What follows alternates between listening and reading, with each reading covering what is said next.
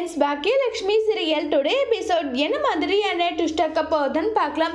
கோபி ராதிகாவோட கையை பிடிச்சி பயங்கரமா ஃபீல் பண்ணி வருத்தப்பட்டு, ப்ளீஸ் ராதிகா, எனக்காக நீ வா, அங்க உனக்கு எந்த ஒரு பிரச்சனையும் வரவிடாம பண்றது என்னுடைய பொறுப்பு, நான் எந்த பிரச்சனையும் வரவிட மாட்டேன்னு சொல்லிட்டு சொல்றாங்க.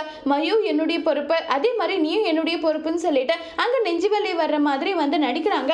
உடனே ராதிகாவுடைய அம்மா, மாப்பிள்ள தான் இவ்வளவு சொல்றாரு இல்லடி, நீ கிளம்பி போன்னு சொல்லிட்டு சொன்னதும் ராதிகாவும் கிளம்பி வராங்க.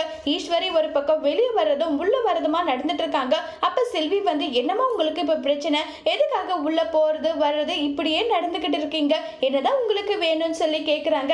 அதெல்லாம் ஒண்ணும் கிடையாது, அட சொல்லுங்கம்மான்னு சொல்லிட்டு கேட்டதும், இல்ல என் பையன் வந்து அங்க இருக்க கூடாது, அதை தான் நான் யோசிச்சுட்டு இருக்கேன்றாங்க.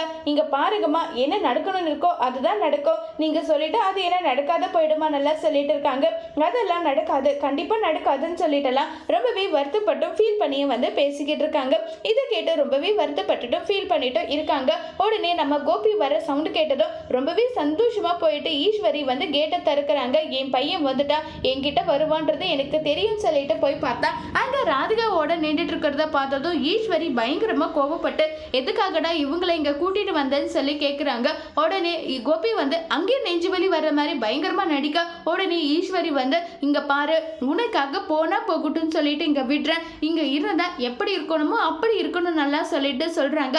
எனக்கு எந்த பிரச்சனையும் கிடையாது, நான் வந்து இருக்கிறேன்னு சொல்லிட்டு ராதிகாவும் அதே மாதிரி மயுவும் அங்க இருந்து போறாங்க. செல்வி வந்து, அக்கா எனக்கா நடக்குது இங்கன்னு சொல்லிட்டு கேக்குறாங்க. உடனே செல்வி கிட்ட பாக்கியா, அவங்க ரெண்டு பேரும் சேர்ந்து இருந்து சந்தோஷமா இருந்தா எனக்கு அது போதும், என்ன டிஸ்டர்ப் பண்ணாம இருந்தா எனக்கு அதுவே ரொம்ப ரொம்ப சந்தோஷம், அவங்க இருக்கட்டும் சொல்றாங்க.